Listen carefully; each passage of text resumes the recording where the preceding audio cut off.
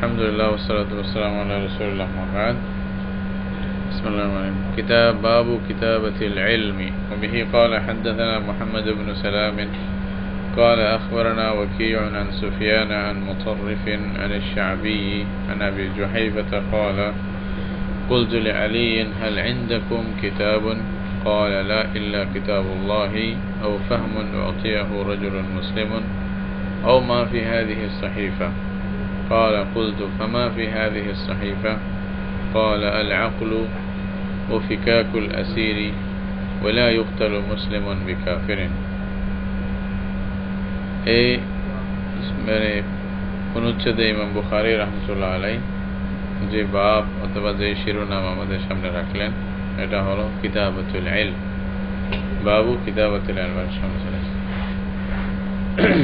কিতাবাতুন মানে আসলে লেখা, আল ইলম মানে ইলম, তাহলে ইলম জ্ঞান এগুলাকে লিপিবদ্ধ করা, এটার বিষয়ে ইমাম বুখারী রাহমাতুল্লাহ আলাইহি এখানে মানে এই যে শিরোনামটা রাখছেন আমাদের সামনে এটা হলো ইলম লিপিবদ্ধ করা, এটা সম্পর্কীয় হাদিস উনি বলবেন। তো কয়েকটি হাদিস এখানে উনি আনছেন, 3-4টা। তো এই হাদিসগুলোর ভিত্তিতে মেইন কথা কি এটা যেন আমরা বুঝতে পারি, আমরা বুঝা আর কি আমাদের।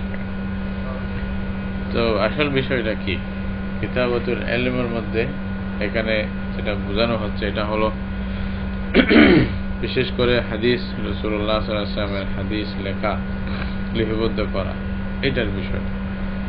আর ইলমের মধ্যে যেহেতু সব আসে, ইলমে দ্বীন, ফিকহ, তাফসীর, হাদিস, আখলাক, চরিত্র, সব বিষয়ে এটা লিপিবদ্ধ করে রাখা, এটার বৈধতা কতটুকু এবং ওয়াজিব কিনা, মুস্তাহাব কিনা, মাকরুহ কিনা, জায়েজ আছে কিনা, এই বিষয়ে প্রথম আমাদের দেখতে হবে এটা জায়েজ কিনা লেখা।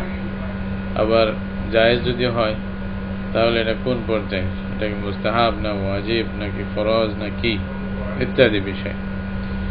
তো ইমাম বুখারী রাহমাতুল্লাহ আলাইহি আম রাখছেন কথাটা, পক্ষ বিপক্ষ কিছু না বলে ইলম লিপিবদ্ধ করা, জ্ঞানকে লিপিবদ্ধ করা, এটার বিষয়ে আমাদের কাছে কি আছে কি নাই এটা আমরা জানতে পারব। এটা আসলে বড় একটি বিষয়। রাসূলুল্লাহ সাল্লাল্লাহু আলাইহি ওয়াসাল্লামের হাদিস লিপিবদ্ধ করার বিষয়টা অনেক বড়। এই বিষয়টা নিয়ে অনেকে বড় কিতাবও লিখছেন। কিতাবতু মানে আল ইলম, ইলমকে লিপিবদ্ধ করা, হাদিস লিপিবদ্ধ করা, এটার বিষয়টা। তো আসলে কোরআন যে মানে ইলমের মধ্যে সর্বপ্রথম যেটা আধার, ইলমের যেটা মরকজ, যেটা মেইন প্রাণ কেন্দ্র, এটা হলো আল্লাহর কালাম পাক। কোরআন মজিদ হলো ইলমের মেইন কেন্দ্র। এরপরে কোরআন থেকে কোরআনের ব্যাখ্যা হিসাবে রাসূলুল্লাহ সাল্লাল্লাহু আলাইহি ওয়াসাল্লামের হাদিস, এইসব কিছু আমরা লিপিবদ্ধ করি, ঠিক না? কোরআন লিপিবদ্ধ করার যে বিষয়টা, হ্যাঁ, এটা তো কোরআনের জন্য আল্লাহ তাআলা নিজে মানে এক তো লিখিত আকারে না পাঠাইলেও রাসূলুল্লাহ সাল্লাল্লাহু আলাইহি ওয়াসাল্লামকে অর্ডার দিয়েছিলেন যেন এটা সাথে সাথে মানে লিখে নেওয়া হয়। এবং রাসূলুল্লাহ সাল্লাল্লাহু আলাইহি ওয়াসাল্লামকে এ ব্যাপারে প্রায় 40 জন বড় বড় সাহাবী যারা কিতাবত জানতেন, যারা লেখা জানতেন ভালোভাবে, তারা সহযোগিতা করতেন। রাসূলুল্লাহ সাল্লাল্লাহু আলাইহি ওয়াসাল্লাম যখন কোনো ওহী নাযিল হতো, ওহী নাযিল হওয়ার সাথে সাথে এটা যারা কাতিবিনে ওহী ছিল, যারা ওহী লেখক ছিল, 2-1 জন, কত 3-4 জন অবশ্যই রাসূলুল্লাহ সাল্লাল্লাহু আলাইহি ওয়াসাল্লামের আশেপাশে থাকতেন। ওরা সময়ে সময়ে থাকতেন। 40 জন বড় কাতিবে ওহী ছিল, লেখক ছিল, তাদের যে কোনো একজনকে বলে রাসূলুল্লাহ সাল্লাল্লাহু আলাইহি ওয়াসাল্লাম ওটা ওরা লিখে রেখে দিতেন, হেফাজত করে রাখতেন। আর এমনি মুখস্থ তো সবাই করতেছে। তো কোরআনের ব্যাপারে যতদিন কোরআন লেখার আদেশ ছিল ততদিন আমভাবে রাসূলুল্লাহ সাল্লাল্লাহু আলাইহি ওয়াসাল্লাম কোনো কোনো ক্ষেত্রে আমভাবে হাদিস লেখা নিষিদ্ধ করছেন অনেক, যে যেন কোরআন এবং হাদিস মিলে না যায়, এই জন্য তোমরা কোরআনের সাথে হাদিস লেখো না। এই যে রাসূলুল্লাহ সাল্লাল্লাহু আলাইহি ওয়াসাল্লাম নিষেধ করছেন, লা তাকতুবু আন্নী গায়রাল কোরআন, একটা হাদিসের মধ্যে আছে, মুসলিম শরীফের হাদিসে। ওইটা কি জিনিস ছিল? লা তাকতুবু আন্নী গায়রাল কোরআন, মানে ফামান কাতাবা আন্নী গায়রাল কোরআন ফালইয়ামহু, এরকম আছে যে যদি লিখে থাকো এটা মিটাই দাও। এটা কার জন্য ছিল? এখানে কথা আসবে পরে, পুরো হাদিসগুলো বললে আমরা জানবো আর কি ইনশাআল্লাহ। তো এটা প্রাথমিক অবস্থায় যখন কোরআন এবং গায়রে কোরআন মিলে যাওয়ার আশঙ্কা ছিল, কোরআনের সাথে অন্য কিছু যদি লেখা হয় তাহলে কোরআনের সাথে আর কিছু মিলে যাওয়ার আশঙ্কা বা লেখার মধ্যে, এই জন্য রাসূল সাল্লাল্লাহু আলাইহি ওয়াসাল্লাম নিষেধ করছে, কোরআন আলাদা রাখবে, অন্য কিছু আলাদা রাখবে, সব একসাথে মিলাবে না। এই জন্য রাসূল সাল্লাল্লাহু আলাইহি ওয়াসাল্লাম কোরআন বলছে, এটা নিষেধ করছে যে লিখবে না, এরকম বলা হয়েছে। পরে পরবর্তী সময়ে যখন এই আশঙ্কাটা ছিল না, বা এমন ব্যক্তি যারা লিখলে ওরা আলাদাভাবে লিখতে পারবে, কোরআন আলাদা লিখবে বা রাসূল সাল্লাল্লাহু আলাইহি ওয়াসাল্লামের হাদিসগুলো আলাদা লিখবে বা অন্য কোনো বয়ান থাকলে আলাদা লিখবে, ওদের ক্ষেত্রে পার্থক্য করার মতো এরকম যোগ্যতা আছে, তাদের জন্য রাসূল সাল্লাল্লাহু আলাইহি ওয়াসাল্লাম মানে মানা করেন নাই, বরঞ্চ অনেককে অনুমতি দিয়েছে লেখার বিষয়টা। তো অনেককে লিখতে বলছেন রাসূল সাল্লাল্লাহু আলাইহি ওয়াসাল্লাম নিজে, অনেক সময় দেখা যায় রাসূল সাল্লাল্লাহু আলাইহি ওয়াসাল্লাম নিজে লিখাইছেন যে এটা লিখো, এটা লিখে অমুককে দাও, এরকম অনেককে ডাকিয়া বলছে যে এটা লিখো, এটা যেটা কোরআনের মানে বাহিরে, কোরআন না, কোরআনের বাহিরের জিনিস, ওটা লিখে মানে রাসূল সাল্লাল্লাহু আলাইহি ওয়াসাল্লাম আরেকজনকে দিয়েছেন। এরকম প্রমাণ অনেক পাওয়া যায়। তাহলে বোঝা গেল দুনো হাদিস যদি জমা করতে যান তাহলে আমাদের কি বলতে হবে, এটা এখানে আসতেছে। হয়তো প্রাথমিক অবস্থায় এটা লেখাটা নিষেধ ছিল, তারপরে এটা আমভাবে ইজাজত হয়েছে, রাসূল সাল্লাল্লাহু আলাইহি ওয়াসাল্লাম নিজে অনুমতি দিয়েছেন, কোনো কোনো বিশেষ ক্ষেত্রেও দিয়েছেন, পরে আমভাবে ইজাজত দিয়েছেন হাদিস লেখার জন্য, যখন এটা আশঙ্কা মুক্ত হয়ে গেছে যে এখন কোরআন হাদিস মিলার এরকম সম্ভাবনা নাই, কোরআন আলাদা কোন হাদিস আলাদা, তখন রাসূল সাল্লাল্লাহু আলাইহি ওয়াসাল্লাম বলছে লেখো, তোমরা লিখে রাখো। এমনকি বিশেষভাবে যারা দায়ী, দ্বীনের দাওয়াত দিবে, দ্বীন অন্যের কাছে পৌঁছাবে, এই দায়িত্ব যারা আদায় করবে, এদের মধ্যে যদি কারো এরকম মানে মনের মধ্যে সম্ভাবনা থাকে যে উনি ভুলে যাবেন বা যেরকম ভাবে মানে শুনছেন সেরকম পৌঁছাইতে পারবেন না, তখন তাদের জন্য লেখাটা এটা ওয়াজিব বলা হয়েছে, লিখে রাখা। যেহেতু ওনার দায়িত্ব, ওনাকে দ্বীনের কাজ করতে হবে, তাবলীগের দায়িত্ব আদায় করতে হবে, এলম পৌঁছাইতে হবে, এরকম ব্যক্তি যদি মানে ভুলে যাওয়ার আশঙ্কা করে, ভয় করে, তাহলে অবশ্যই তিনি লিখে রাখবেন, এটা লিপিবদ্ধ করে লিখবেন, অথবা কিতাব আকারে যদি কারোর কাছ থেকে নিতে চায় নেবেন, এবং যেভাবে পাইছে সেভাবে এলমকে পৌঁছাবেন। এটা হলো দায়িত্ব, এটা ওয়াজিব। তখন এক পর্যায়ে এটা ওয়াজিব হয়ে যায়। এমনি তো মুস্তাহাব আছে, কেউ বলতো মুস্তাহাব লিখে রাখা, হ্যাঁ, মানে কেউ বলতো যে মানে বিশেষ করে এরকম ব্যক্তি যদি হয় তাও তার জন্য ওয়াজিব হয়ে যায়, যদি মনে না থাকে এরকম। তো লেখা এটা একটা বড় মাধ্যম কোরআন হাদিস, বিশেষ করে হাদিস, রাসূলুল্লাহ সাল্লাল্লাহু আলাইহি ওয়াসাল্লাম হাদিসগুলো হেফাজত করার জন্য। কারণ যতগুলি এলম আমাদের কাছে আছে সবকিছু কিন্তু কোরআন হাদিসকে কেন্দ্র করেই। ইমাম শাফিঈ রাহমাতুল্লাহ আলাইহি বলতেছেন, ফিকহ ইসলামী মানে নিয়ম নীতির নামে যেটা ফিকহ ইসলামী আমাদের কাছে আছে, এই ফিকহ ইসলামী এটা যা কিছু বলা হয়েছে আর কি, জামিউ মা তাকুলুল আইম্মা শারহুন লিস-সুন্নাহ, বলছে যা ইমামরা বলছে সবকিছু এটা হলো হাদিসের ব্যাখ্যা, রাসূলুল্লাহ সাল্লাল্লাহু আলাইহি ওয়াসাল্লামের হাদিসের ব্যাখ্যা করেই এইসব এলম এদিক সেদিক বের হয়েছে যা হয়েছে। তা আপনি যদি উসুলে হাদিস বলেন, উসুলে তাফসির বলেন, উসুলে ফিকহ বলেন, ফিকহ হাদিস তাফসির যা আছে, আরো ইলমুল আখলাক, ইলমুল ইনশা, আরো যেগুলি আছে সব কোরআন হাদিসের খেদমতের জন্য এই এলমগুলো আবিষ্কার করা হয়েছে বা আস্তে ধীরে এগুলা বিস্তার লাভ করছে। তো ইমাম শাফিঈ রাহমাতুল্লাহ আলাইহির এক কথাই, জামিউ মা তাকুলুল আইম্মা শারহুন লিস-সুন্নাহ, এটা হলো হাদিসের ব্যাখ্যা, ওয়াস-সুন্নাতু শারহুন লিল কোরআন অথবা তাফসীরুন লিল কোরআন, আর হাদিস হলো কোরআনের ব্যাখ্যা। কোরআন আল্লাহ তাআলা নাযিল করার পরে রাসূলুল্লাহ সাল্লাল্লাহু আলাইহি ওয়াসাল্লামকে আল্লাহ দায়িত্ব দিয়েছেন এই কোরআনের বিষয়ে যেন সবাইকে বলে দেওয়া হয়।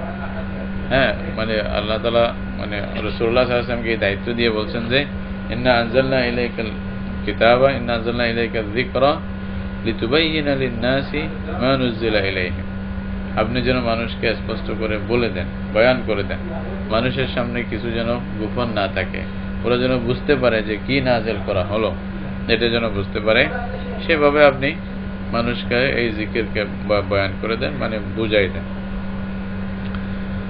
এই যে বয়ানের যে দায়িত্ব, রাসূলুল্লাহ সাল্লাল্লাহু আলাইহি ওয়াসাল্লাম কোরআন তিলাওয়াত করতেন, তারপরে আবার কোরআন বোঝানোর জন্য যে বয়ান দিতেন নিজের কথার মাধ্যমে, কাজের মাধ্যমে, সমর্থনের মাধ্যমে, এটাকেই হাদিস বলা হচ্ছে। তো এইটা উম্মতে মুহাম্মাদি যেভাবে কোরআনকে হেফাজত করছেন আল্লাহ তাআলা, মানে এই উম্মতের মাধ্যমে, সেম কোরআনের ব্যাখ্যাকেও আল্লাহ এই উম্মতের মাধ্যমে হেফাজত করে দিয়েছে।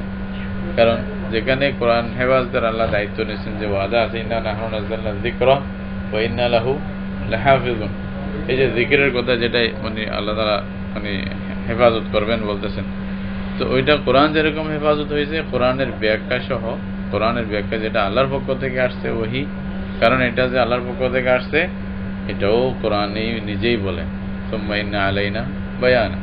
আল্লাহ বলতেছেন যে রাসূলুল্লাহ সাল্লাল্লাহু আলাইহি ওয়াসাল্লামকে বললেন যে আপনি খালি আমাদের কেরাত শোনেন, কিভাবে পড়াচ্ছে এটা শোনেন, এরপরে এটার ব্যাখ্যা দেওয়া এটা আমার দায়িত্ব, আমি দিয়ে দিব আপনাকে, ব্যাখ্যা বুঝাই দেব। আর রাসূলুল্লাহ সাল্লাল্লাহু আলাইহি ওয়াসাল্লামের গ্যারান্টি দিয়ে দিয়েছেন ওমা ইয়ানতিকু আনিল হাওয়া ইন হুয়া ইল্লা ওয়াহয়ুন ইউহা, যা বলেন এটা ওহী আল্লাহর পক্ষ থেকে, কোরআন হোক অথবা হাদিস হোক, ওহী মতলু হোক গায়রে মতলু হোক, ওটাও আল্লাহর পক্ষ থেকে। তাহলে এই ব্যাখ্যাটাও আমাদের কাছে থাকতে হবে, এটা অথরিটি মিন জানিবিল্লাহ, আল্লাহর পক্ষ থেকে অথরিটি আছে এটা। তো সুতরাং এই ব্যাখ্যাও আমাদের কাছে মাহফুজ আছে, উম্মত এটা হেফাজত করছেন। হ্যাঁ, কিভাবে হেফাজত করছেন? এই হেফাজতের নিয়ম কয়েক ধরনের ছিল দেখা যায়। একটা হলো হেফজের মাধ্যমে, এরা হাদিসকে কোরআনকে এরা হেফজ করত, কোরআনের আয়াতগুলো হেফজ করত, রাসূলুল্লাহর কথাগুলো হেফজ করত, মুখস্থ করত। মুখস্থ করার মাধ্যমে এরা হাদিসের হেফাজত করছে। আপনি যদি যুগ যুগ ধরে ধরেন যে মানে সাহাবায়ে কেরামের যুগে, পরে তাবিঈনদের যুগে, তবে তাবিঈনদের যুগে, আরো একটার পর একটা এক এক যুগে যে মানে কতগুলো মানুষ এই লাইনে কাজ করছে, এটা যদি মানে আমরা দেখি তাহলে অবাক লাগবে। সাহাবীদের মধ্যে, আল্লাহ রাসূলের সাহাবীদের মধ্যে কত হাফেজে ইয়া ছিলেন। এই যে রাসূলুল্লাহ সাল্লাল্লাহু আলাইহি ওয়াসাল্লামের প্রথম সাহাবী এদিকে চলে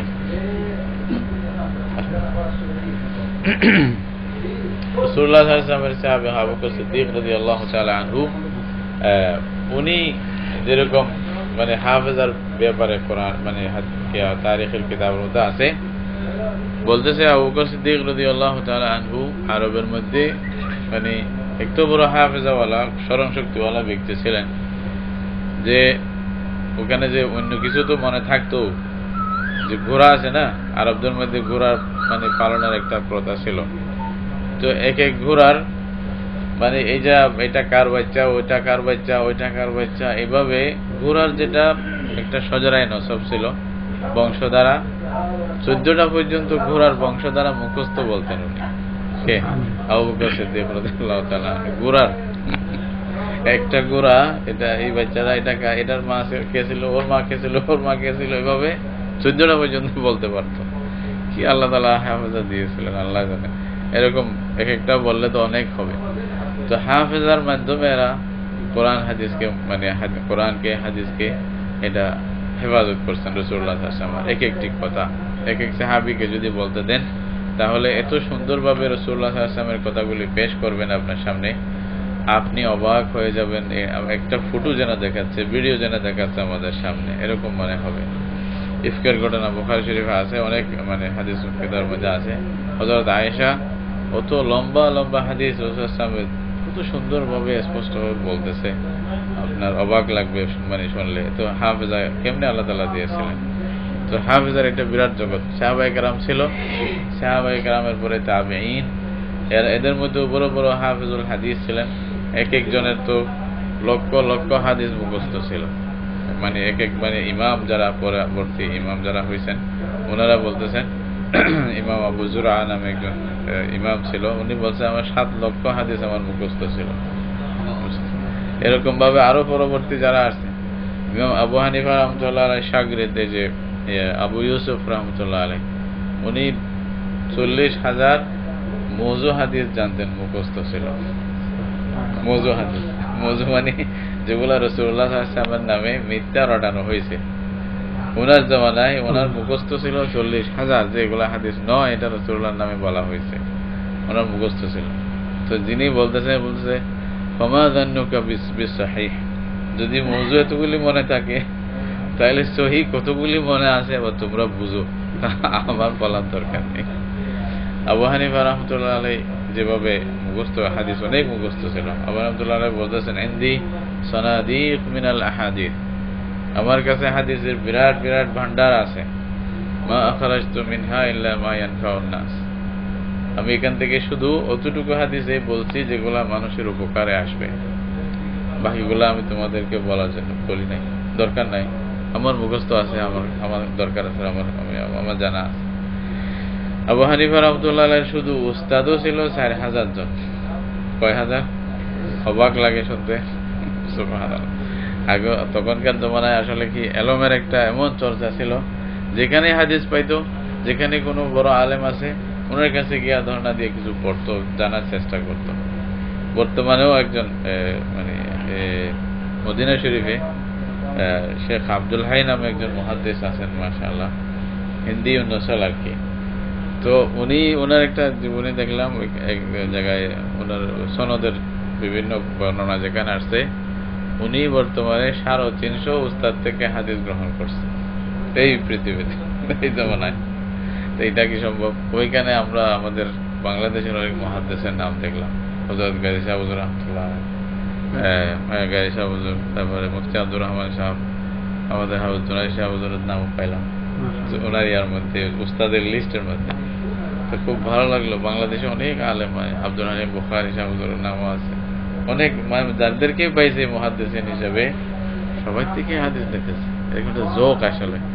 তো সেই হিসাবে আবু হানিফা রাহমাতুল্লাহ আলাইহি সেই জমানায় 4000 উস্তাদের কথা বললে এটা অবাক করার তো কিছু না, এরকম আছে। একটা একটা হাদিস যদি শিখতো তাহলে 4000 হাদিস তেমনি মুখস্থ থাকতো।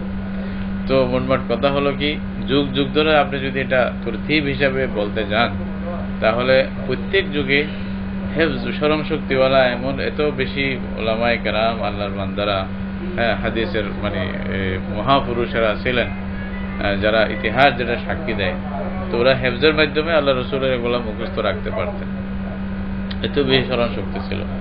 ইমাম তিরমিজি রাহমাতুল্লাহ আলাইহি একটা ঘটনা, উনি শেষ বয়সে হয়ে গেছিলেন, ওই যে অন্ধ হয়ে গেছিলেন। তো উনি এক জায়গা দিয়ে যাচ্ছেন, সবাইকে মানে আরো সাথে 2-1 জন ছিল, এক পথের মধ্যে, মানে পুরো পথ, ওই পথের মধ্যে কিছু নাই, হঠাৎ করে উনি মাথা নিচু করে ফেলছেন। যাচ্ছেন যাচ্ছেন যাচ্ছেন যাইতে যাইতে এক জায়গায় গিয়া মাথা নিচু করছে। তো সাথে যারা ছিলেন ওরা বলছে, হুজুর আপনি মাথা নিচু করলেন কেন? বলছে এখানে একটা গাছ আছে না পথের মধ্যে, যে মানে বাঁকা হয়ে পড়ে রয়েছে। বলছে না, এখানে গাছ কই? ওরা না চোখ ছিল না, এখন সবাই তো চোখটা গাছ, ওরা দেখতেছে। দেখুন বলতেছে এখানে এখানে গাছ কইছে, আরে দিকে তো বলছে যে গাছ কই? বলছে যে গাছ দেখেন, গাছ নেই। বলছে না, এখানে তো আমরা গাছ দেখতেছি না, এখানে তো শুধু ময়দান, কিছু নাই, এখানে তো পুরো ফাঁকা। তুমি বললেন যে কি বললাম, যদি এটা হয় তাহলে আজকে থেকে আমি আর হাদিস বলবো না। বলছে কেন হুজুর, রাগ করলেন কেন? বলছে ঠিক আছে, এখানে আশেপাশে কেউ থাকলে, বৃদ্ধ মানুষ থাকলে ডাকো, ডাকিয়ে জিজ্ঞাসা করো এখানে আগে একটা গাছ ছিল কিনা। একটা বৃদ্ধকে ডাকা হয়েছে, জিজ্ঞাসা করা হয়েছে, বলছে যে এখানে কি এরকম একটা গাছ ছিল যেটা মধ্যখানে বাঁকা হয়ে রয়েছিল পথের মধ্যে? বলছে হ্যাঁ, এটা অনেকদিন আগের কথা। বলছে আপনি? বলছে যে হ্যাঁ, এখানে একটা গাছ এভাবে ছিল। তো ইমাম তিরমিজি রাহমাতুল্লাহ, আলহামদুলিল্লাহ এখন আমি হাদিস বয়ান করার মতো এরকম যোগ্যতা আছে। কবে ছিল? বন্ধ হওয়ার আগে। ওইটা অনেকদিন পরে পথে যাচ্ছে, সেম জায়গাতে গিয়ে মাথা নিচু করতেছে যে এখানে গাছ আছে। কি হাফেজা আল্লাহ তাআলা দিয়েছিল ওদেরকে। শেষ জমানায় আসিয়া দেখেন, এই যে মানে হাফেজার স্মরণ শক্তির মানে যদি ইতিহাস বলেন উম্মতের মধ্যে, এটা তো আসলে বলে শেষ করার মতো না, এতগুলি স্মরণ শক্তিওয়ালারা ব্যক্তি ছিলেন। আল্লামা আনোয়ার শাহ কাশ্মীরি রহমতুল্লাহ আলাইহি, দেওবন্দ মাদ্রাসার বড় মুহাদ্দিস, শেখুল হাদিস, উনার স্মরণ শক্তি এত যে বেশি ছিল, উনি অনেক সময় কান বন্ধ করে রাখতেন কথা যেন না শুনেন, কারণ যেটা শুনে ওইটা মনে থেকে যায় আর বুঝতে পারেন না। এটা মুসিবত ছিল ওনার, মানে শুনলে মনে থেকে যায়। তো সাধারণভাবে একটা একটা পড়ছে না পৃষ্ঠা, ওই পৃষ্ঠা একবার যদি পড়ে 14 বছর মনে থাকে ওনার, এরকম একটা আল্লাহর মানে বান্দা ছিল। একবার এক ঘটনা হয়েছে, দেওবন্দ মাদ্রাসার একজন মানে আরেকটি মানে শাখা, একটা শাখা মাদ্রাসার একজন মুহতামিম, উনি আসিয়া কান্না করতেছে। দেওবন্দ মাদ্রাসার মোহতামিম সাহেবের কাছে আসে, বলছে যে হুজুর আমি তো সর্বনাশ। বলছে কেন? বলছে যে আমার এই যে লাইব্রেরি ছিল, অনেক কষ্ট করে লাইব্রেরি আমি জোগাড় করছি, আগুন লেগে লাইব্রেরি পুরা শেষ হয়ে গেছে। তো কান্না করতেছে, বলছে কেমনে জোগাড়? তো হুজুর বলতেছে, বলছে আমার যদি লাইব্রেরি জ্বলে যায় দেওবন্দের, আমার এত বেশি আফসোস হবে না। বলছি হুজুর এটা কি বললেন আপনি? দেওবন্দের মতো একটা লাইব্রেরি তো ইন্ডিয়ার মধ্যে পুরা, মানে ভারতের মধ্যে 2টি লাইব্রেরির একটি, তাই না? যারা লাইব্রেরি সম্পর্কে জানে তারা জানে এটা। দেওবন্দের লাইব্রেরি খুবই গুরুত্বপূর্ণ, মানুষ দূর দূর থেকে লেখার জন্য আসে ওখানে, মানে কিতাব দেখার জন্য আসে।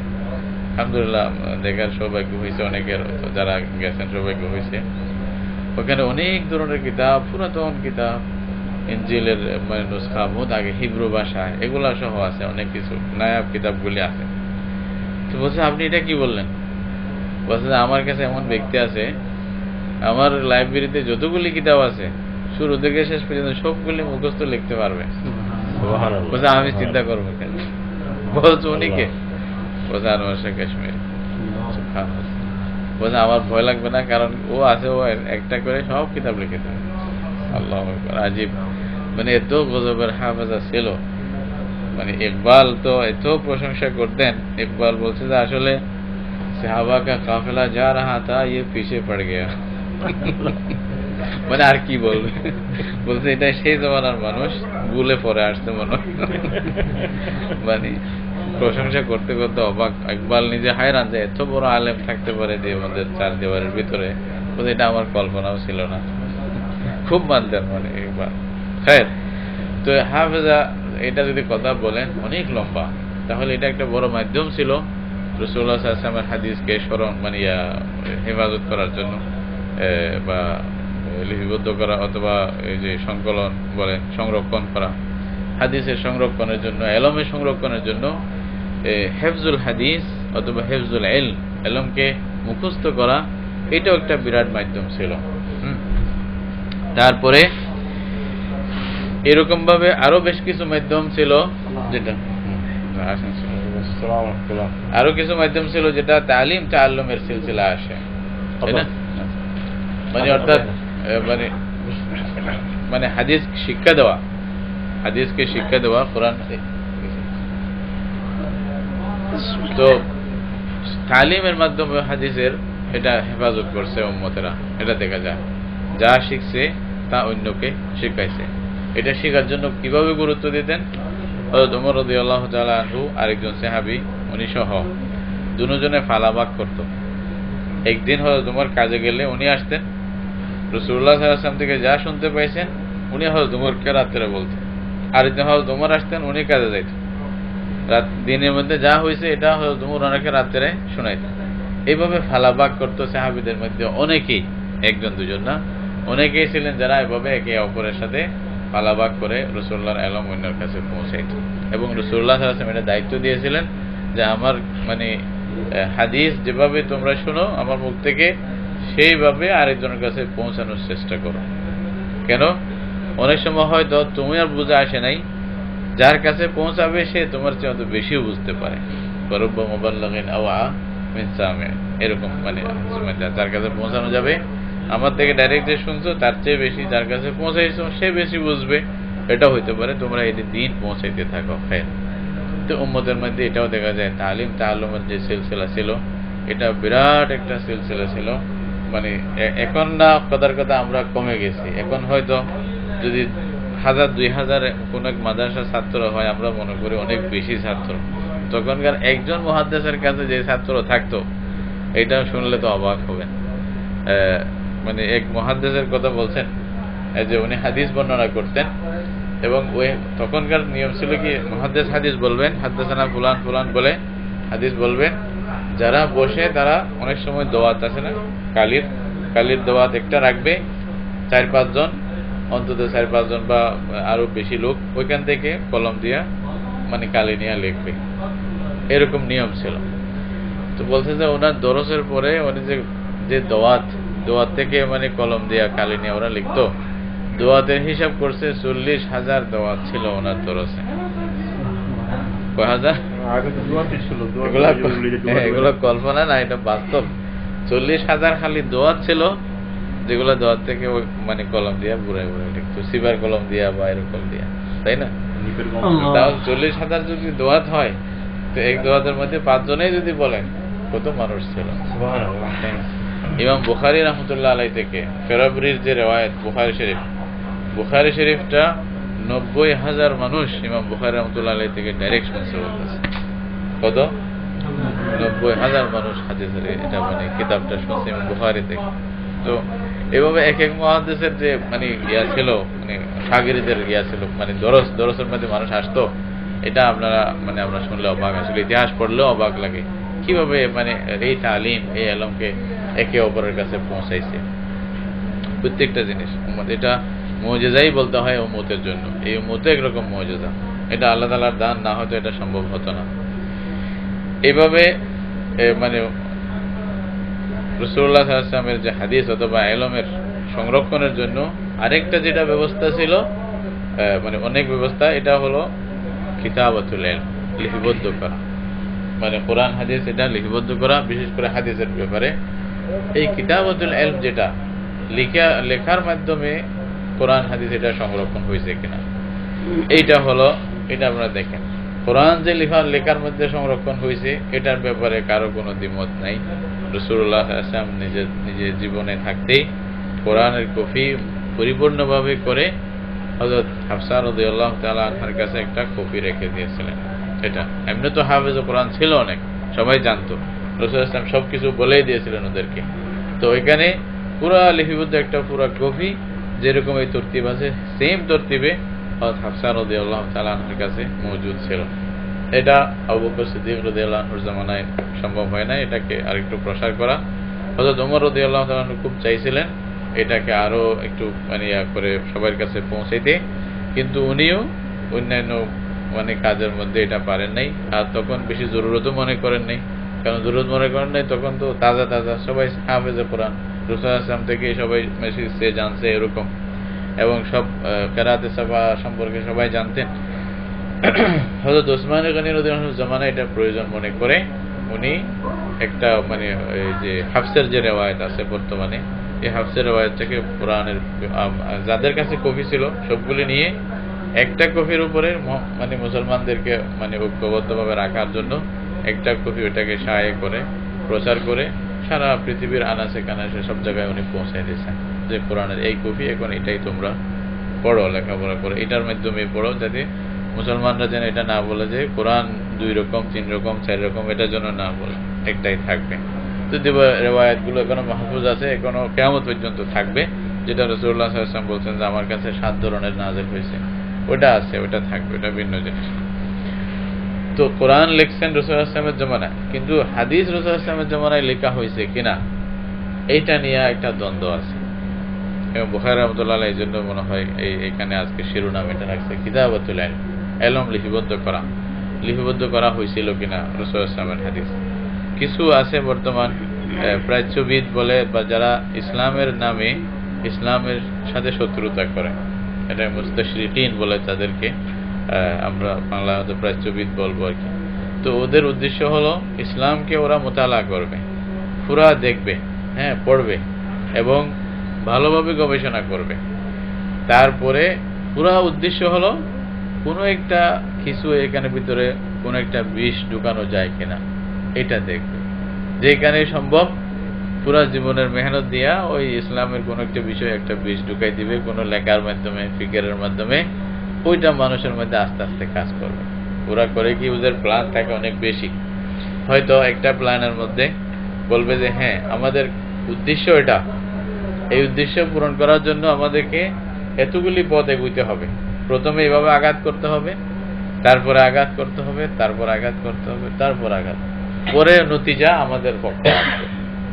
একটা এক্সাম্পল দিই, কি মারাত্মক চিন্তা ছিল দেখেন, এরা খেদমত করছে অনেক। আবার আপনারা একটা হয়তো একটা কিতাব আছে আল মুআজামুল মুফাহরাস লি আলফাজিল হাদিস an-নববী নামে, এত বড় বড় প্রায় 10 খণ্ড একটা কিতাব আছে, আল মুআজামুল মুফাহরাস লি আলফাজিল হাদিস an-নববী।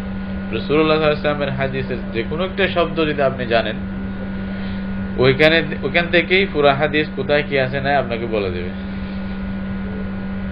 অথবা উতলুবু মনে আছে, উতলুবু এটা কোথায়, আপনি ওখানে যদি ফেরেস্তের মধ্যে আসেন, যেমন আলিফ বা তাসা হিসেবে নিয়ম আছে না, মানে মানে শরিয়া হিসেবে যে নিয়ম আছে, নিয়ম মতে আর কি অক্ষরগুলো, তো ওই মানে বাই অর্ডার যেটা বলে, তো সেই হিসাবে আপনি যদি দেখেন, তাহলে একটার পর একটা উতলুবু শব্দ দিয়া যতগুলি হাদিস আছে যেখানে আছে, আগে হোক পরে হোক, আপনাকে পুরা হাওয়ালা দিয়ে দিচ্ছে, অমুক কিতাবে, অমুক বাবে, অমুক মানে পরিচ্ছেদে, অমুক নম্বরে হাদিসটা আছে। এরকম 10 খণ্ড কিতাব লেখছে কারা? ও মুসলিম লোকেরা। লাগবে এটা মুসলমান না, এরা মুস্তাশরিকিন, এরা মানে ওই মুসলমান বনার চেষ্টা করতেছে আর কি, মুসলমান নাম রূপে কাজ করছে, কিন্তু মুসলিম এরা, ওখানে লেখাও আছে। তো ওদের যে চিন্তা ভাবনা, একটা নমুনার জন্য আমি বলতেছি কিভাবে এরা আঘাত করতে চায় ইসলামের বিরুদ্ধে বা ইসলামের বিপক্ষে। খেদমত করবে সবাই, আপনি ওদের হাকিকাত দেখলে, ওদের গবেষণা দেখলে অবাক লাগবে, আরে এত সুন্দর গবেষণা, মুসলমানদের মধ্যে হয়তো কেউ বলতে পারবে না, অনেকে এত সুন্দরভাবে মানে বলছে। তো ওরা অনেক গবেষণার পরে কোরআনের যারা ধারক বাহক, কোরআন যাদের মধ্যে লেখা হয়েছে, এদের উপরে ছোট্ট করে আঘাত করে দিচ্ছে। এদের উদ্দেশ্য ইসলাম এটা অবিশ্বস্ত, ইসলামের মেইন বুনিয়াদী জিনিস কোরআন, এটা অবিশ্বস্ত, এবং দ্বিতীয় নম্বরে যেটা মুসলমানরা বলতেছে হাদিস, এটাও অবিশ্বস্ত। এই জিনিসটা প্রমাণ করা, মনে কথা উদ্দেশ্য এটাই, প্রমাণ করবে যেমনি হোক, আপনার ভিতরে বুঝাবে, আরে ভাই তোমরা যেটার জন্য মরতেছো ওটা তো আসলে ঠিক না, এটা কেমনে বলবে দেখো এই লাইন। তো এই জিনিসটার জন্য এরা কাজ করছে কি, অনেক দিন পর্যন্ত, বছরকে বছর কাজ করছে, একটা মানুষকে বুঝাইছে যে কি, যারা ওহী লিখছে, মানে রাসূলুল্লাহ সাল্লাল্লাহু আলাইহি ওয়াসাল্লামের ওহীর লেখক যারা ছিলেন, এদের মধ্যে একজন হযরত মুআবিয়া ইবনে আবি সুফিয়ান রাদিয়াল্লাহু তাআলা। আপনারা জানেন এটা 40 জনের মধ্যে একজন হলেন কে? মুআবিয়া ইবনে আবি সুফিয়ান রাদিয়াল্লাহু তাআলা। উনি রাসূলুল্লাহ সাল্লাল্লাহু আলাইহি ওয়াসাল্লামের ওহীর লেখক ছিলেন। ওরা সব ওহী লেখকদের উপরে ওরা আঘাত করে নাই, খালি একজনের উপর আঘাত করে দিয়েছে, বলছে যে মুআবিয়া সম্পর্কে উনি এরকম এরকম এরকম এরকম ছিলেন, খারাপ ছিলেন, হ্যাঁ, ওনার নাউজুবিল্লাহ চরিত্র ছিল ইত্যাদি আঘাত করে দিয়েছে, উনি বিশ্বস্ত না। এটা বুঝাইতে চাই যে উনার কথার উপরে বিশ্বাস করা ঠিক হবে না। এই জিনিসটা মুসলমান মানে ওই যে সাদা সিধা যারা মুসলমান, তাদের মধ্যেও কাজ করছে। ওরা করছে কি, ওই রওয়ায়াতগুলো যা ওরা বানাইয়া বলছে, ওগুলা নিজেদের কিতাবের মধ্যে লিখে দিয়েছে হযরত মুআবিয়া রাদিয়াল্লাহু আনহু সম্পর্কে এরকম এরকম। এখন উদ্দেশ্য কি ওদের? উদ্দেশ্য হলো পরবর্তীতে এটা আসবে যে কোরআন যাদের হাতে লেখা হয়েছে তারা যদি অবিশ্বস্ত হয়, তাহলে কি বিশ্বাস, হয়তো উনি লিখতে গিয়ে কোরআনের মধ্যে একটু কিছু এদিক সেদিক করছে, এই কথাটা বলার জন্য আঘাত করছে ওইখানে। আচ্ছা, খাইর, ইনশাআল্লাহ কামিয়াব হয় নাই, আমাদের কাছে সব প্রমাণ আছে, আমরা জানি। এই জন্য হযরত মুআবিয়া রাদিয়াল্লাহু আনহুর শখসিয়তকে মুসলমানেরা বা কোরআন হাদিসের মাধ্যমে যেরকম দলাইল আমাদের কাছে আছে, এরা স্পষ্ট করে বলেই দিয়েছেন।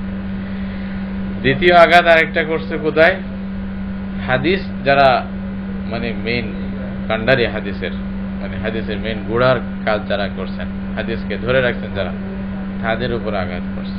এদের মধ্যে হাদিসের জন্য, রাসূলুল্লাহ সাল্লাল্লাহু আলাইহি ওয়াসাল্লামের হাদিসের হেফাজতের জন্য যদি নাম নেওয়া হয়, আবু হুরায়রার নাম না আসলে তো এটা কথা অসম্পূর্ণ থেকে যাবে, তাই না? এরকম একজন সাহাবী আবু হুরায়রা রাদিয়াল্লাহু আনহুর উপর আঘাত করছে। কি বলছে? উনি পাগল ছিল, নাউজুবিল্লাহ, উনি অসুস্থ ছিল, ওনার দিমাগ ঠিক ছিল না, মাঝে মধ্যে পড়ে যেত।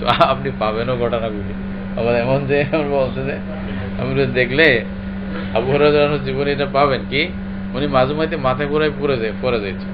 তো মানুষেরা মনে করতো কি একটা অসুস্থতা আছে, এটা মানে রোগ আছে, যেটাকে মির্গি রোগ বলে। হ্যাঁ, মির্গি রোগ। ওইটা রোগ হলে হয় কি, মাথায় ঘুরে পড়ে যায় মানুষ, তখন করতে হয় কি, গর্দানায় পা দিয়া চাপা দিতে হয়, মানে জুতা দিয়ে এরকম চাপা দিলে অনেক সময় নাকি ওষুধটা ভালো হয়ে যায়। তা আবু হুরায়রা যখন বলতেছে অনেক সময় পড়ে যাইতাম, বলতেছে ওরা আমাকে মানে চাপা দিত অনেক সময়, ওমা বি ইল্লাল জু', স্পষ্ট উনি মানে রওয়ায়াতের মধ্যে আছে, বলতেছে আমার আসলে রোগ না, ওরা মনে করতো আমি রোগী, বলছে আসলে ভুখের কারণে, খিদার কারণে হয়তো আমার এই অবস্থা হয়তো, বেহুশ হয়ে যেতাম। মানে আমি এই যে দুনিয়ার মানে সামান, মানে অর্থাৎ দুনিয়া কামাই করা, অর্জন করা, হাদিসের জন্য এটা একেবারে সম্পূর্ণ ত্যাগ করেছিলাম। যিনি ব্যবসা করেন নাই, দুনিয়াবি পয়সা অর্জনের কোনো ব্যবস্থা নেন নাই, শুধু রাসূল সাল্লাল্লাহু আলাইহি ওয়াসাল্লামের হাদিস কেমনে মুখস্থ করবে, কেমনে জানবে, এটার জন্য। একবার রাসূলুল্লাহ সাল্লাল্লাহু আলাইহি ওয়াসাল্লাম ওনাকে বলছিলেন যে চাদর বিছাও, চাদর বিছাইছে, তারপরে বলতেছে এটা আবার মানে গড়ে নাও, এরকম ভাবে মানে চাদরটা আবার গুছাইছে, গুছানোর পরে সেনাই লাগাও। রাসূল সাল্লাল্লাহু আলাইহি ওয়াসাল্লাম ওনাকে একটা ফুক দিয়ে দিছে এবং দোয়া করছে ওনার জন্য। বলছে যে তারপর থেকে জীবনে যা শুনছি একটা জিনিসও আমি ভুলি নাই, সব মনে ছিল। মানে এরকম রাসূলুল্লাহ সাল্লাল্লাহু আলাইহি ওয়াসাল্লামের থেকে মানে এলম অর্জন করছে। তো এরা আঘাতটা করছে আবু হুরায়রার উপরে।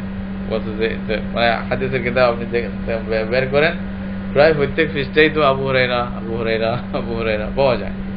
৫,০০০-এর বেশি, প্রায় ৬,০০০-এর মতো হাদিস উনি রাসূল সাল্লাল্লাহু আলাইহি ওয়াসাল্লাম থেকে লিখছে। তো ওনার উপর আঘাত করছে আরেকটা। কেন আঘাত করছে? হাদিসের গোড়া যেন নড়বড়ে হয়ে যায়। বলছে এই আবু হুরায়রার ভিত্তি করেই তোমরা কথা বলতেছ? বলছে উনি এইরকম, দেখো আবু হুরায়রার বিরুদ্ধে অনেক অভিযোগ তাদের। এগুলো সম্পর্কে আমাদের উলামায়ে কেরাম মানে লিখছেন, ভালো ভালো মানে থিসিস বের হয়েছে এই বিষয়ে। আপনারা যদি পড়তে চান, ডক্টর মুস্তাফা সবাই ওনার একটা কিতাব আছে আস-সুন্নাহ ওয়া মাকানাতুহা ফি তাশরি'ইল ইসলামী, আরবিতে। এটা উর্দুতে অনুবাদ হয়েছে, বাংলা হয়েছে কিনা আমি জানি না, তো ইংলিশে মনে আছে। তো এই কিতাবগুলো পড়তে পারেন। এইভাবে আরো অনেক বড় বড় মানে বড় বড় ডক্টর, বড় বড় আলেম ওলামাদের কিতাব লেখা আছে এই বিষয়গুলোর নিয়ে।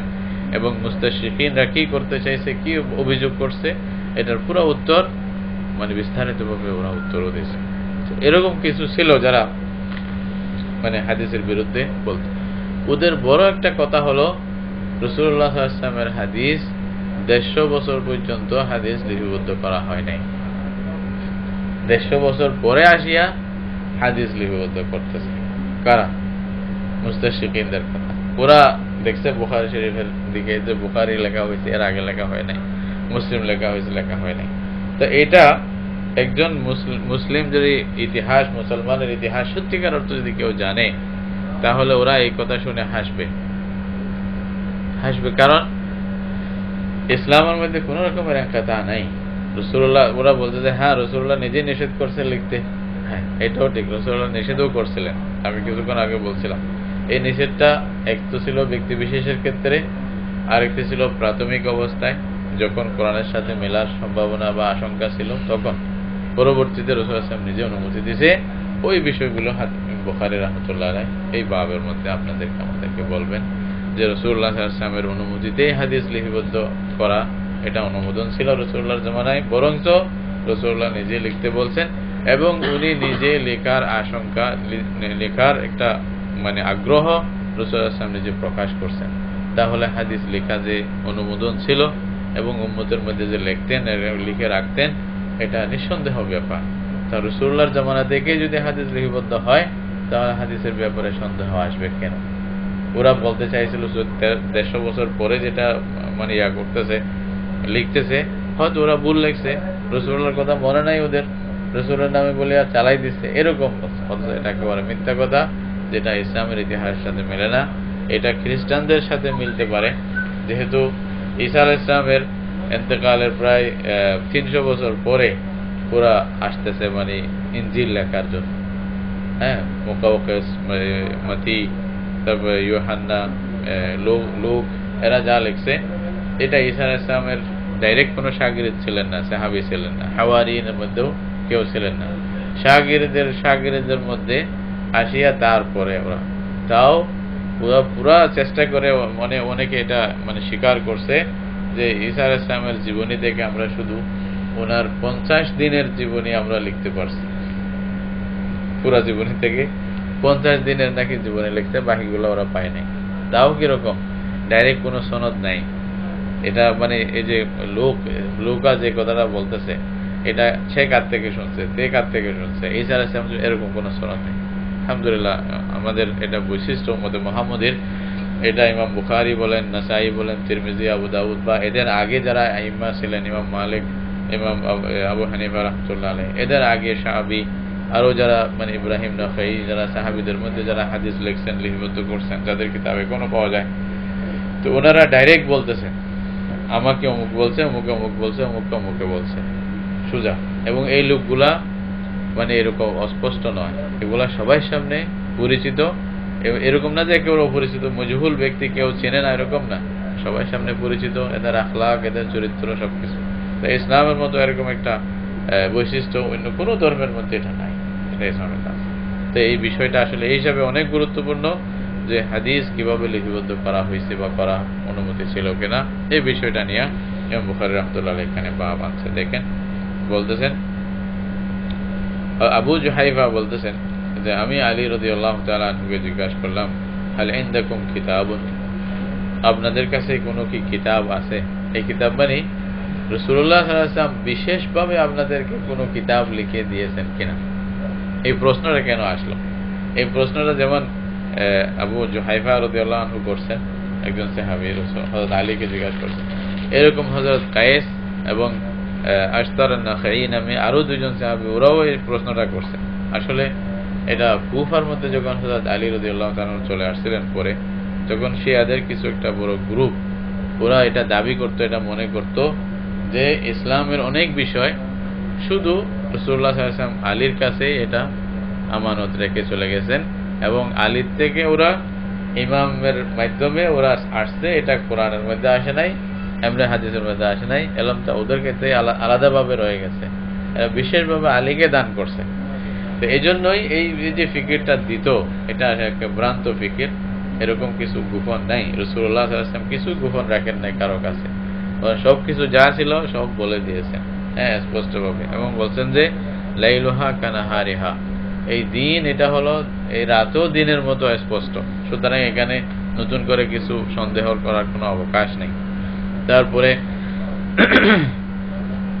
ওরা যে মানে এরকম একটা দাবি করত বা একটা সন্দেহ মানুষের মন্তরে সৃষ্টি করে দিত, এখনো এদের মধ্যে এই ফিকিরটা আছে যে কত হাজার আয়াত ছিল, ওইখান থেকে অর্ধেক কোরআনে আসছে, বাকি অর্ধেক মানে এদের ইমামদের সিনা থেকে আরেকজনের সিনায় এভাবে হয়ে চলে আসতেছে, এখনো আছে। যার কারণে ইমামকে এরা মাসুম মনে করে, নাউজুবিল্লাহ, নিষ্পাপ মনে করে, এবং ইমাম যা ইচ্ছা করতে পারে বলে এদের ধারণা এবং আকীদা বিশ্বাস, যে উনি যদি চায় মানে হালালকে হারাম করবে, হারামকে হালাল করবে, নাউজুবিল্লাহ। এটাই হলো শিরক, এটার চেয়ে বড় শিরক আর কিছু হতে পারে না, যেটা কোরআন হাদিসে স্পষ্টভাবে আছে। তাহলে এই পরিপ্রেক্ষিতে হযরত আলীকে জিজ্ঞাসা করলেন যে আপনাদের কাছে বললেন কেন?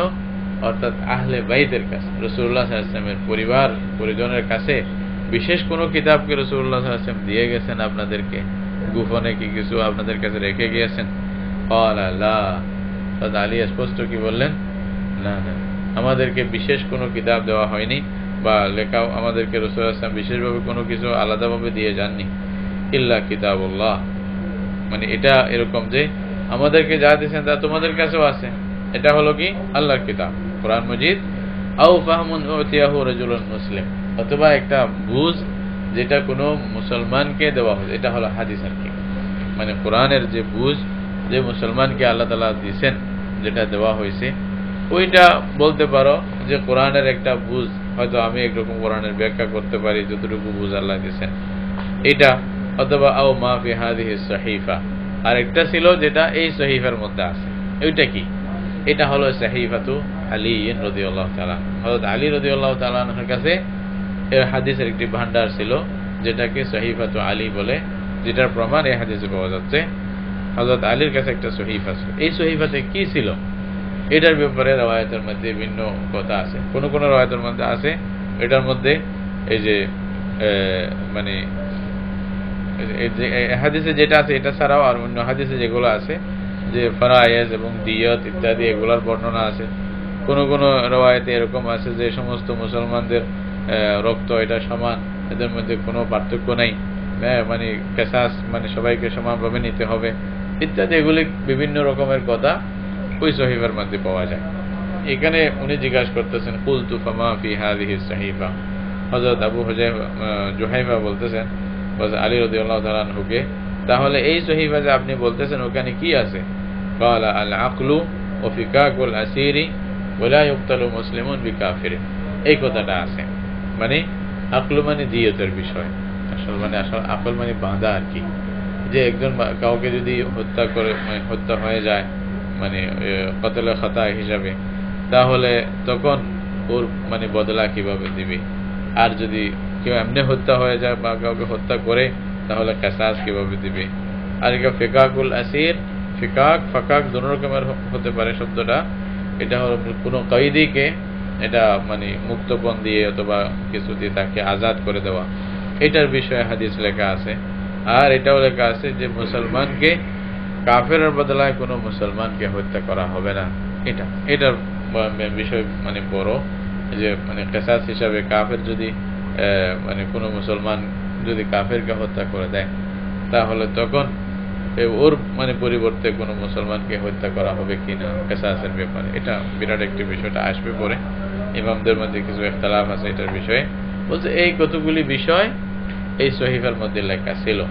এই হাদিস থেকে আমরা কি বুঝলাম, হযরত আলী রাদিয়াল্লাহু তাআলা আনহু রাসূলুল্লাহ সাল্লাল্লাহু আলাইহি ওয়াসাল্লামের আদেশে একটা হাদিসের একটি ভান্ডার উনিও লিখে রাখছিলেন। তাহলে রাসূলুল্লাহর জামানায় রাসূলুল্লাহর অর্ডারে হযরত আলী নিজেই লিখছেন। এই হাদিসের ব্যাপারে আমরা কেমনে বলবো যে হাদিস লিপিবদ্ধ ছিল না? এটা বেকুব হলেই বলবে এই সমস্ত কথা।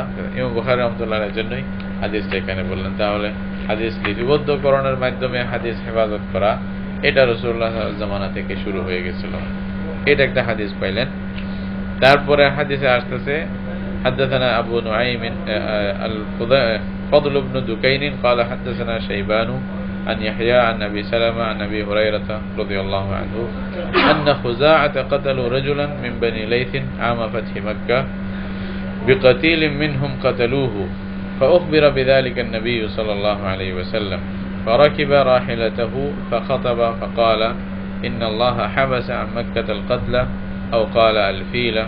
شك أبو عبد الله وسلط عليهم رسول الله صلى الله عليه وسلم والمؤمنين، ألا وإنها لم تحل لأحد قبلي ولم تحل لأحد بعدي، ألا وإنها حلت لي ساعة من نهار، ألا وإنها ساعتي هذه حرام لا يختلى شوكها ولا يعضد شجرها ولا تلتقط ساقطتها إلا لمنشد، فمن قتل فهو بخير النظرين، إما أن يعقل وإما أن يقاد أهل القتيل.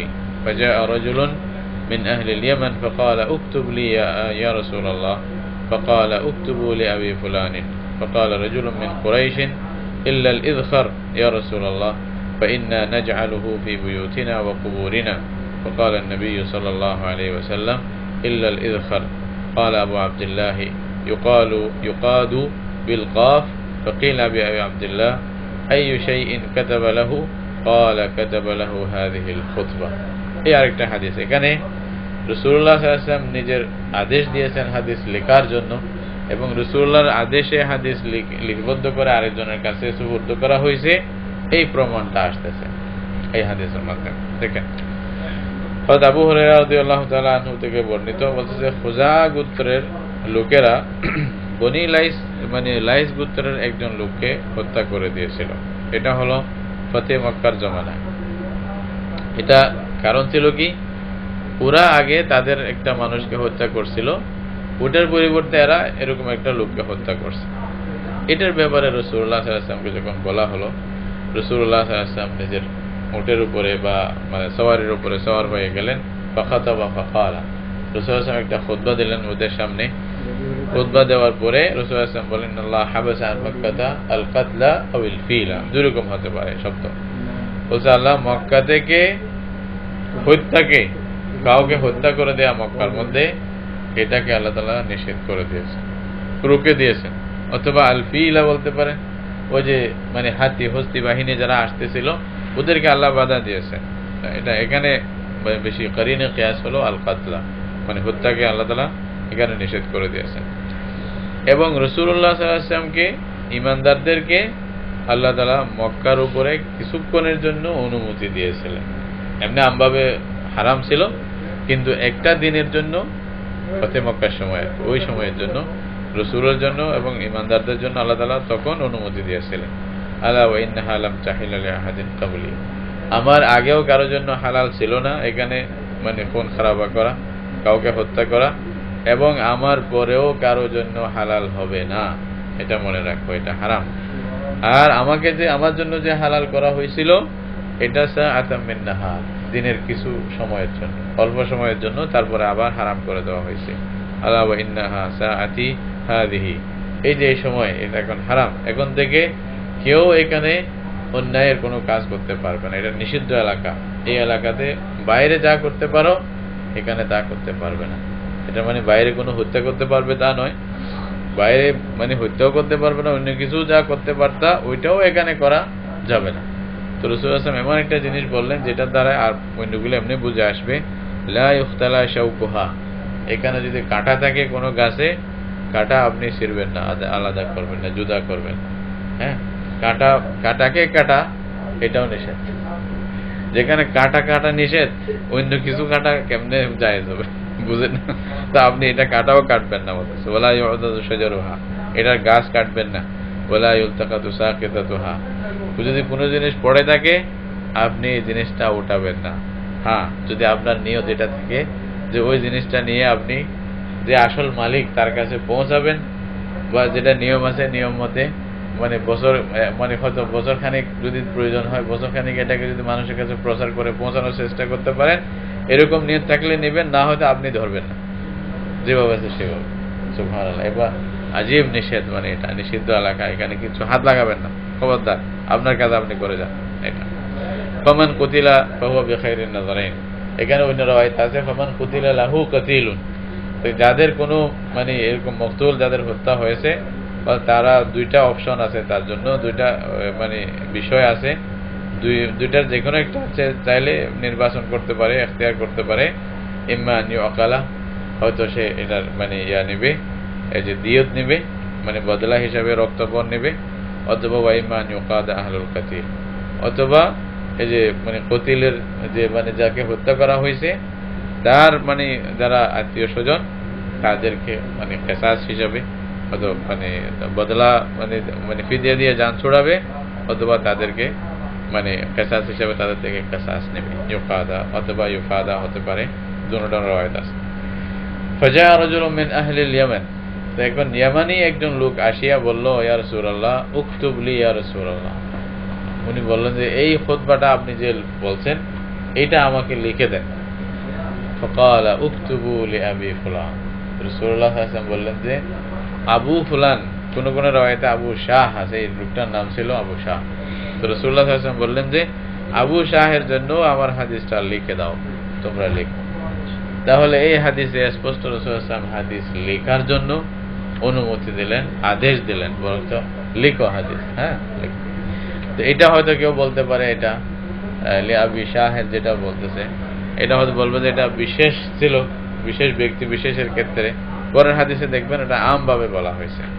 ফাকাল রাজুলুম মিন কুরাইশিন, তখন কুরাইশের একজন লোক কি বলল, ইল্লাল ইযখার, বলছে যে ইয়া রাসূলুল্লাহ আমাদেরকে একটু সুযোগ দেন, আপনি যেভাবে বলছেন কিছু কাটা যাবে না, নেওয়া যাবে না, ধরা যাবে না, এখানে একটি জিনিস বাদ দেন, এটা এই আদেশ থেকে বা হুকুম থেকে। বলছে কি, ইযখার। ইযখার মানে একরকম একটা ঘাস ছিল, যেটা ওনারা কবরে দেওয়ার সময় ওই যে কফনের কাপড় পুরা না হলে পায়ের ওইখানে এরকম ঘাস দিয়ে ভর্তি করে দিত, একটু খেরের মতো আর কি, আমরা যাকে খের বলি বা ঘাস বলি।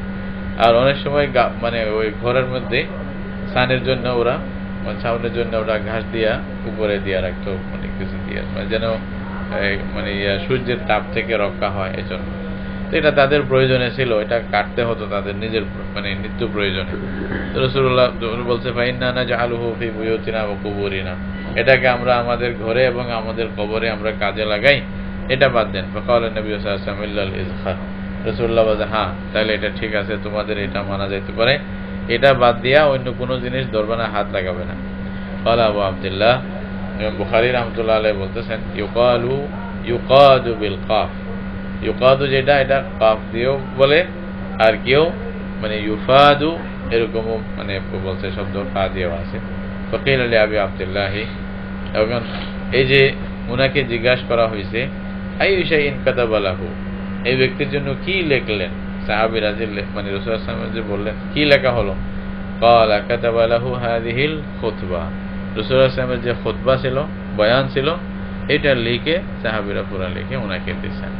তাহলে এই হাদিস দ্বারা আমরা বুঝতে পারতেছি হাদিস লিপিবদ্ধ করার জন্য রাসূলুল্লাহ সাল্লাল্লাহু আলাইহি ওয়াসাল্লাম উদ্বুদ্ধ করছেন এবং আদেশ দিয়েছেন যে এটা লেখো।